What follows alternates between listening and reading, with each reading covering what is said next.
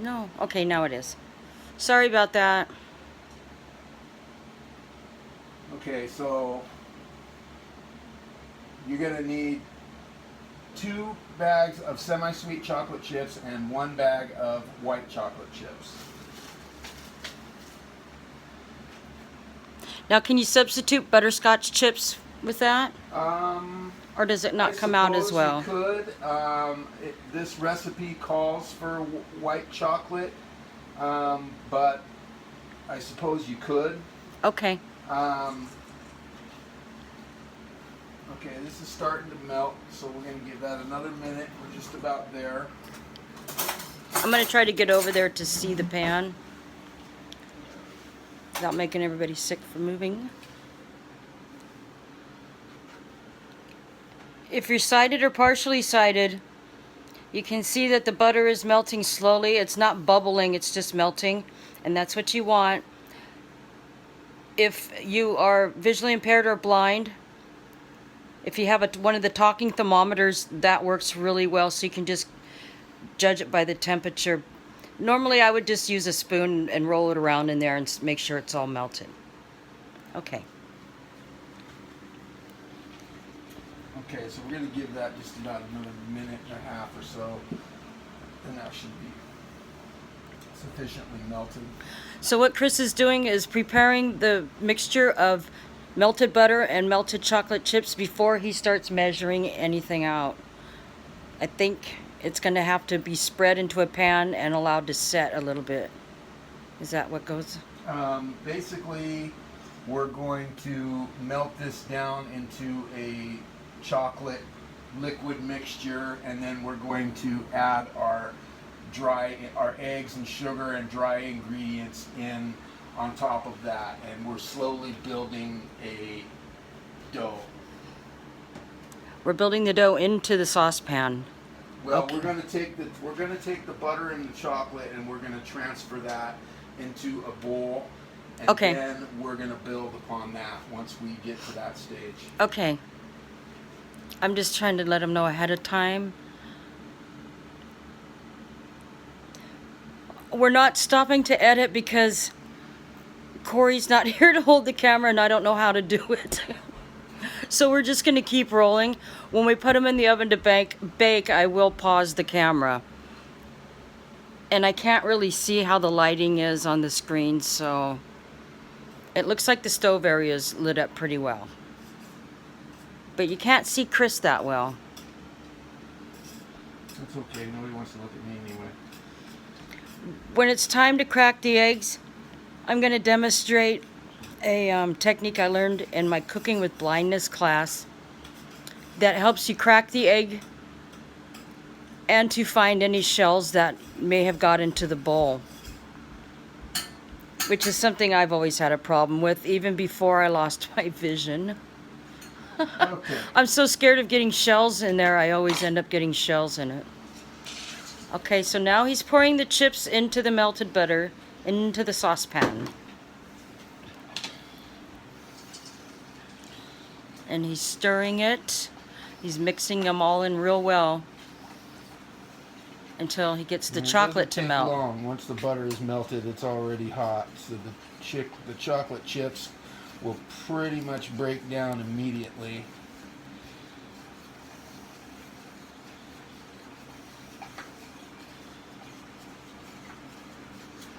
Matter of about a minute or so, these will already be.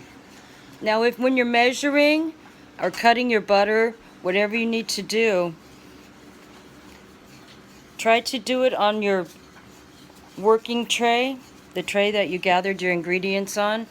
And if you have a problem with it sliding around, take a hand towel and get it damp and put it on the counter first, and then put the tray on that, and it will keep it from sliding around. In my class, we used plastic trays like for serving cocktails, and they worked really well. Okay. And that's that. We've already finished melting our chocolate here.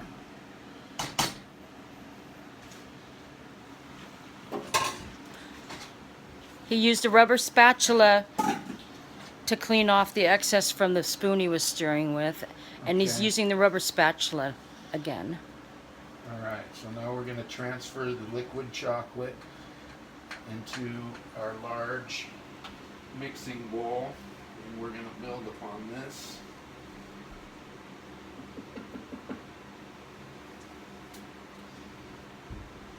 I'll be doing a lot of traveling around doing videos of cooking and crafting at my friends and family's houses. I do that a lot anyways, so why not put it on YouTube? Alright. We'll also be going over to my friend Mo's house to be, we'll be working with polymer clay and covering jars with it.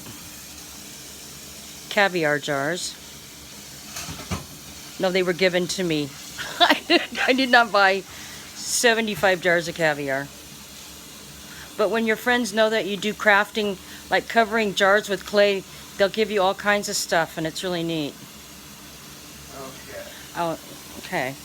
Now Chris is, he's washing that pan right away. I'm going to go ahead and soak this pan right away, because once this cools, it's really going to be pain to try and clean it out. So get the water in there right away, get hot water in there right away, let it soak. It's going to make life a lot easier for you when you decide to go ahead and clean that out. Okay, so we've got our Life is chocolate good. in the bowl. Let's see. Next, we're going to go ahead and... I'm the worst cameraman.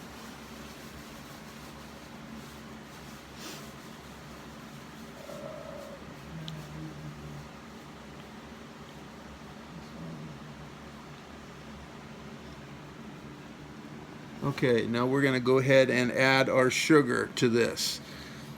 And we need 1.5 cups of white sugar.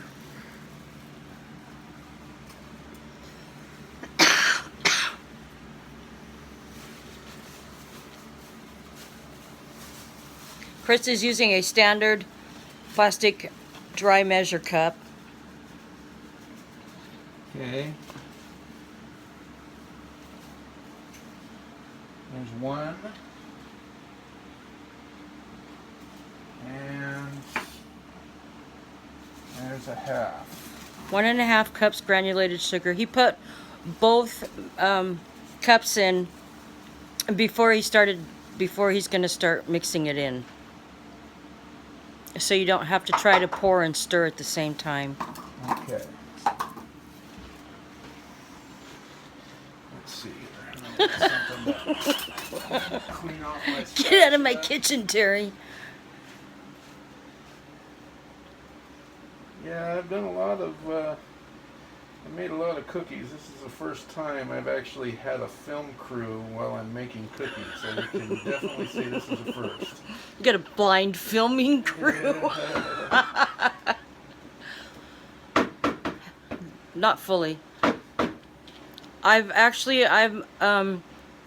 under the complete understanding from being around other visually impaired people that only 3% of blind people are actually completely blind, where they just see darkness. Everybody's individual, and everybody has their own style of being blind, I guess. Most people that are considered completely blind, they see everything is white, or they can tell if the lights are on or off, and that's about it. I'm fortunate I can still see silhouettes in most colors. I can see facial hair, but not most. Please don't ask me to look at your tattoos, because if anybody is listening, because I can't see them. You can't, and you can't pay any attention to anything I post on Facebook. Most of them I can't see. Half of them I don't understand. And sometimes I've scrolled and don't know it and hit share, and it's not even what I was intending to. So just don't pay any attention. Okay, here we go with, Chris has... Alright, so we got our chocolate mixture, chocolate butter mixture, and our 1.5 cups granulated sugar in a bowl. Now I'm going to go ahead and mix it. You want to make sure and start it out on a slow mixing speed, don't start this on high. You're going to have sugar and stuff all over the place. So start it out slow and add speed as you need it. The recipe says to beat this mixture for about 5 minutes or so. I think ideally what we're looking for is a grainy kind of a paste.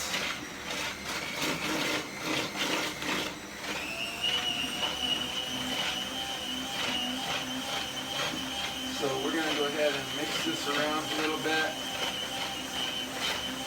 And I guess we're incorporating the sugar into this mixture, and we're also probably going to be adding a little bit of body to it as well. So you started out on low speed on the mixer, and then you worked up to medium? Yeah, I worked it up. Once I got everything into a good mix, now I can turn up the speed a little bit, because I know I'm not going to start throwing stuff around. I've done that with a blender and whipped cream. Right, Nicole? She was there. I had it all over the ceiling, all over me, the refrigerator, the front of the cupboards. I forgot to put the lid on the blender when I turned it on.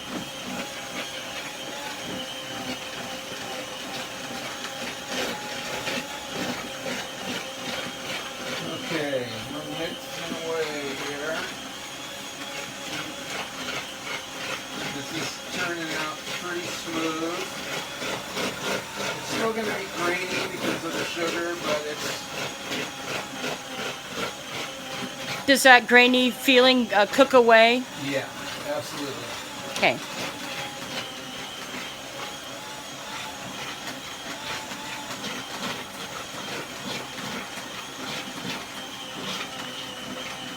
Okay, I think this is probably about good. It says 5 minutes, but I don't think we need to be mixing this for 5 minutes time. It's already fully incorporated. It looks...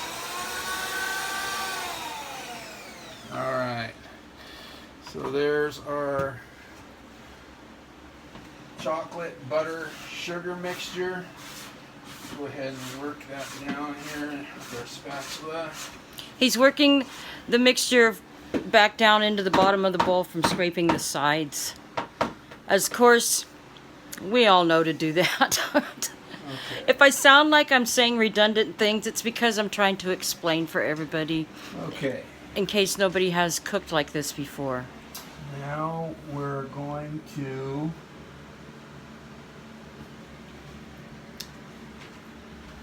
add our vanilla. Okay, so I'm going to explain what Chris is doing with the vanilla. He's pouring it into a small used sour cream cup. Because blind people, we all know, we don't pour to measure into spoons. We spill it everywhere. So he's pouring it into an old yogurt cup, and he's poured about... How much did you pour in there, Chris? Oh, I don't know. It's about a quarter cup. About a quarter cup. And he's using some measure spoons that I brought that a friend of mine makes. He takes regular sets of the metal measure spoons and he cuts notches into the side.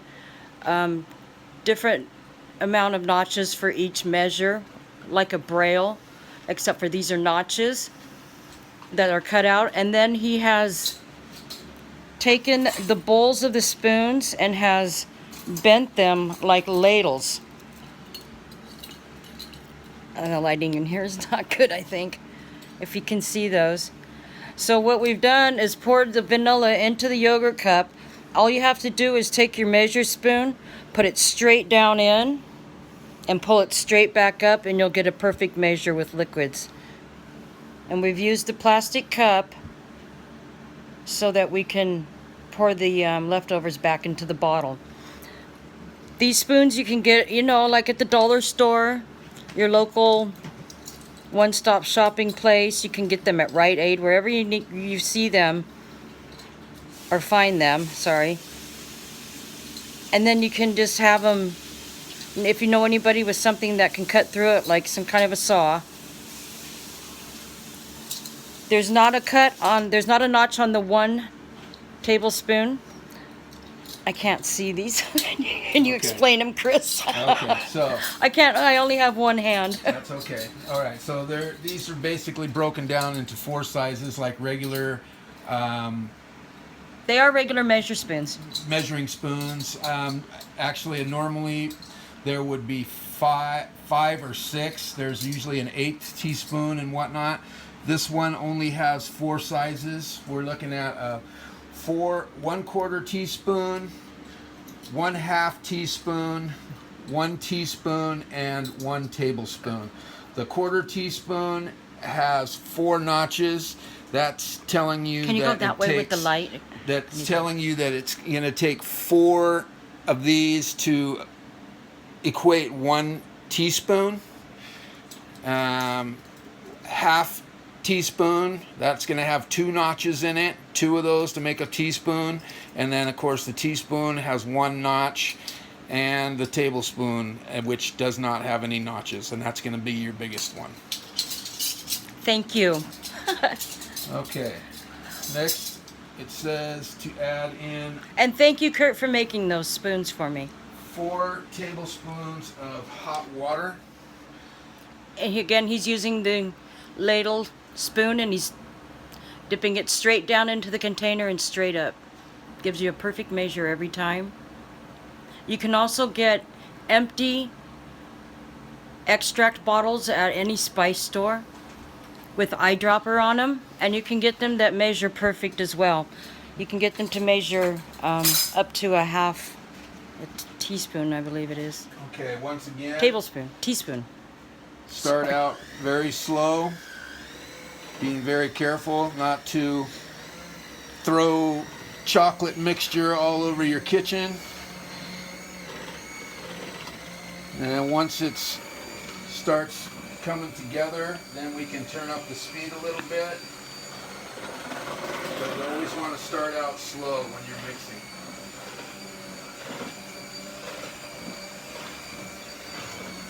There we go, that's coming together pretty good. We can add a little bit. Is that burner now. still on? Was it? It's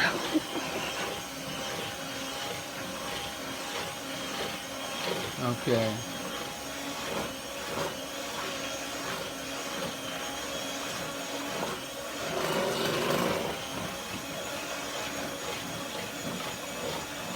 I've watched cooking videos on YouTube, a lot of them. And I know a lot of times when they're at parts where they're mixing or baking, they speed the film up really fast. But because I'm trying to do instructional videos for visually impaired people, I don't know. I don't think it would matter. Okay. I think it would not be a good idea. Alright, so we've got all that mixed. Now we're going to go ahead and bring it down again with our rubber spatula. Down off the sides of the bowl. Oops. And we've got a nice little chocolate base here.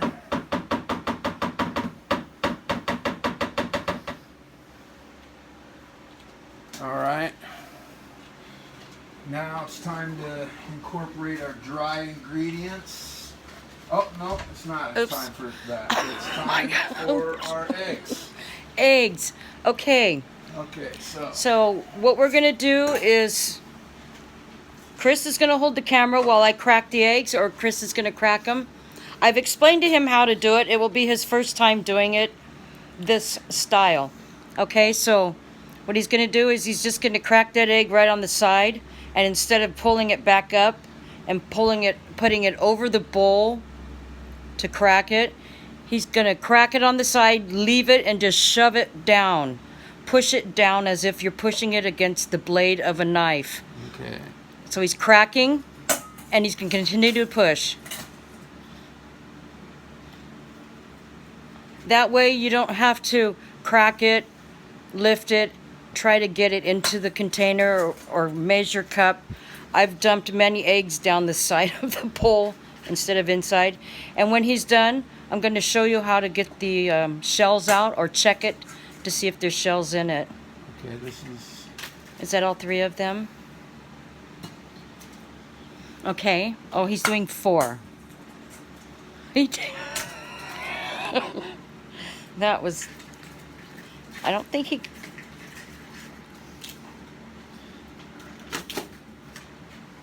Okay. He's got a pretty good sized chunk in there. But that's okay. To find if you've got any pieces of shell in there, you're going to use your finger. Don't put on a latex glove because you won't be able to feel it with it. And you're going to start at the top of where the eggs are and go in just a figure 8. Real slow. And you'll be able to feel if there's any shell in there. And do it again, trying not to break the yolks. And when you feel a piece, just bring it straight to the edge and pull straight up. Here, can you hold that for a second? I gotta get a napkin.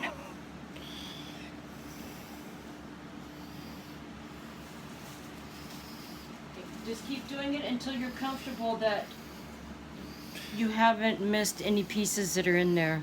Or is it accurate? You're going too fast.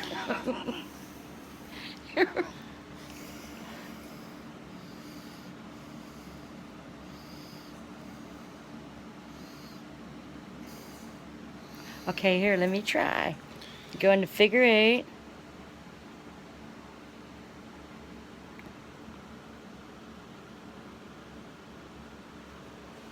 This is easier when I'm blindfolded.